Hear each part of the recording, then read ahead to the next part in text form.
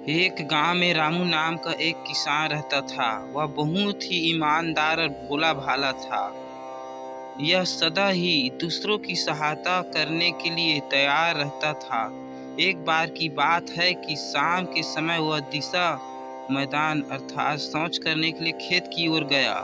उसके बाद वह ज्यों ही घर की ओर चला, उसके पैर में एक अरहर की खुटी अरहर काटने के बाद खेत में बचा रहता है, उसे कहते हैं खुटी। अरहर के डंडल का थोड़ा बाहर निकला हुआ जड़ सहित वो गड़ गई। उसने सोचा कि वह किसी और के पैर में गड़े, इससे अच्छा है कि उसे उखाड़ दूं। उसने जोर लगाकर खुटी के नीचे उसे कुछ सोने की असरफिया दिखाई दी। उसने सोचा कि ये अरसिफिया मेरे लिए है, तो राम ने दिखाया वही घर भी पहुंचाएगा। उसके बाद घर आकर उसने यह बात अपने पत्नी को बताई। रामू की पत्नी उससे भी भोली थी, उसके पेट में यह बात नहीं पची। उसने जाकर पड़ोसी को बता दी। पड़ोसी बड़ा ही घाघ था। रात को जब सभी लोग सो गए तो उसने अपने घर वाले को जगाया और कहा, चलो हम लोग असफिरिया खोद लाते हैं।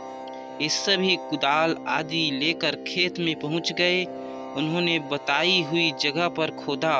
सभी के चेहरे खुशी से खिल गए, क्योंकि वहां एक नहीं 5-5 बटलिया, धातु का मतलब एक पात्र होता है, उसे बटलिया कहते हैं, वहां थी। पर पड़ोसी ने ज्यों ही उन्हें खोला, सभी में अरसफिया नहीं अपितु बड़े बड़े पहाड़ी बिच्छू थे। पड़ोसी ने कहा, रामू ने हम लोगों को मारने की योजना बनाई थी, हमें इसका जवाब देना ही होगा।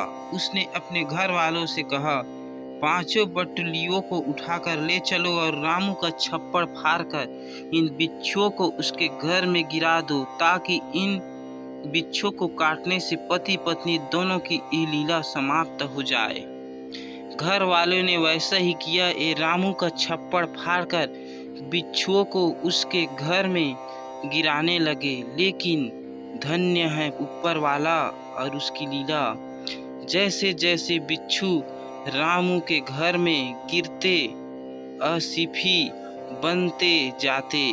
सुबह जब रामू उठा तो अरसफियों को देख पहले भगवान को धन्यवाद दिया और अपनी पत्नी से कहा, देखा, देने वाला जब भी देता छप्पड़ फाड़ के।